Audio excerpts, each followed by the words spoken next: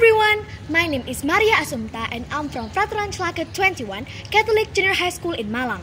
And today I will tell you a story about Lily and the lion. Once upon a time lived a merchant who had 3 daughters and was once setting out upon a journey. But before he went, he asked each daughter what gift he should bring back for them. After that, he kissed all 3 and bid them goodbye. When the time came for him to go home, he had bought pearls and jewels for the 2 eldest. But he had sought everywhere in vain for the rose. So this grieved him so much for Lily, his dearest daughter. In his way back home, when he thought what gift he should bring back for Lily, he saw a very fine castle with a garden around of it. And half of the garden seemed to be summertime that had the finest flower full blooming. "What a lucky hit!" said the merchant as he called his servant to get the finest flower for him. But when the servant tried to get the flower, a fierce lion jumped. "Roar! Whoever has stolen my rose shall be eaten alive." "Mighty lion, please forgive us. We didn't know that this garden belonged to you. Can nothing save my life?" "No, unless you undertake to give me whatever meets you first when you return home. And if you agree to this, I will give you your life and this flower for your daughter." "But it might be my youngest daughter, who loved me most, always run to me when I return home." But the servant was greatly frightened and said, "Wait, it may perhaps only a cat or a dog." With a heavy heart, he took the flower and made a deal with the lion. He said he would give the lion everything that meets him first when he returned home. But when he returned home, it was Lily, his dearest daughter, ran to him, hugged him, and welcomed him home. And when Lily saw her father bring her favorite rose, she was very happy and glad. But her father seemed so sorrowful and said, "My dearest child, I had bought this flower with a high price. I said I would give you to a fierce lion, and if he has you, he will tear you to pieces and eat you. Just stay here and don't go." "But father, everything we have said must be kept. I will go to the lion, and he might be let me come back home safely again." So the next morning, she asked the way she was to go and took leave of her father and went forth with a bold heart into the wood. But actually, the lion was an enchanted prince.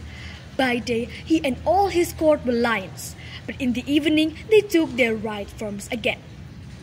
And when he heard that Lily will come to the castle, he welcomed her very courteously that she agreed to marry him. The wedding feast was held, and they lived happily in a long, long time.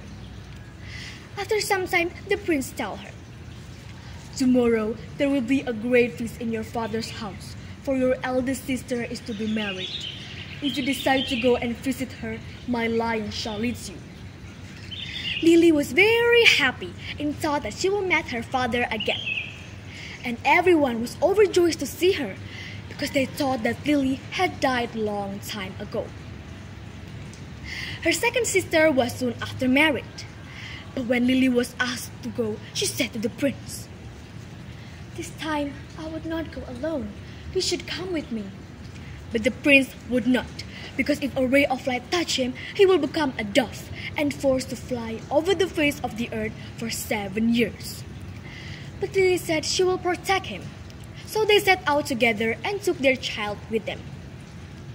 Lily chose a large hall with a thick wall, so a ray of light will not fall upon the prince. But unluckily, nobody saw a crack on the door. So a ray of light touched him, and in a moment he disappeared. And when his wife tried to look for him, there's nothing unless a white dove. It said, 7 years I must fly up and down over the face of the earth, but every now and then I will let fall my white feather.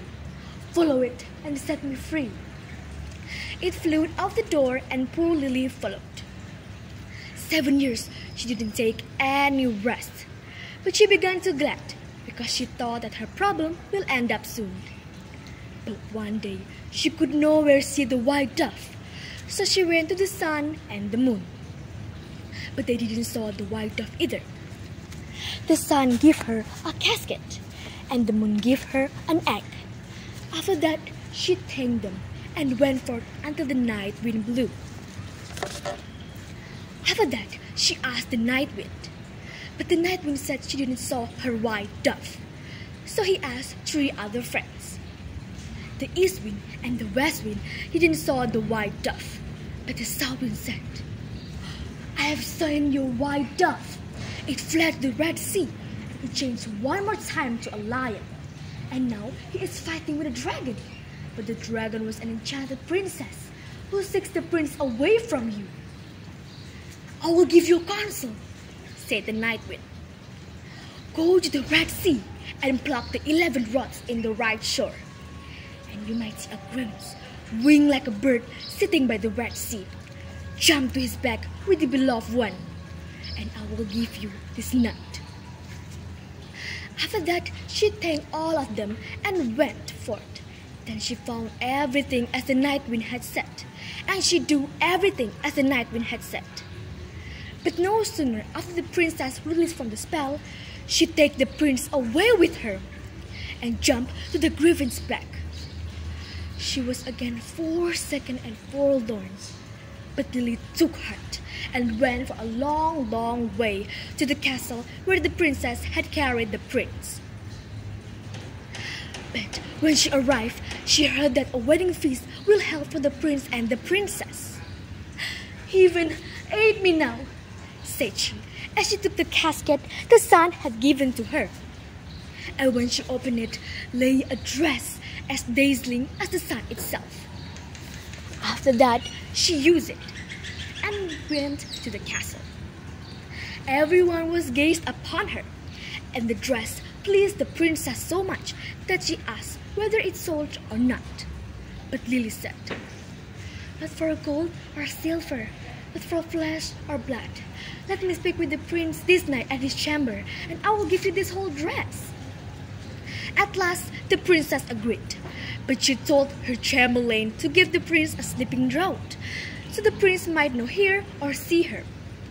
That night, when the prince had already slept, Lily was led inside his chamber. She sat herself down and cried. Then she told everything that had happened to her for 7 years to the prince. But all the time, the prince just slept so soundly that her voice just heard like a whistling wind. She gave up the dress and cried out to a meadow, "Why does the prince forget me?" But that day, she remembered about the egg the moon had given to her. Then she broke it and ran out a hen and 12 chickens of pure gold.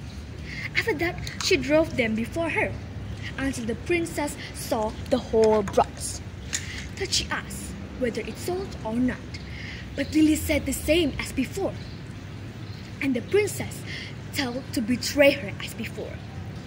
But that day, the prince asked the chamberlain, "Excuse me, why does the wind so whistling yesterday night?" The chamberlain told the prince all how the princess had told him to give the prince a sleeping draught.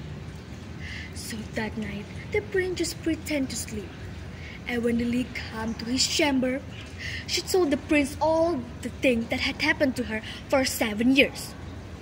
The prince recognized his lovely wife's voice, so he got up and said, "You have awakened me from a strange dream, from the strange princess that put a spell on me so I could forget you. But heaven had sent you to me in the right time." So that night, they escaped from the palace, and they jumped to the griffin's back, and they flew back home.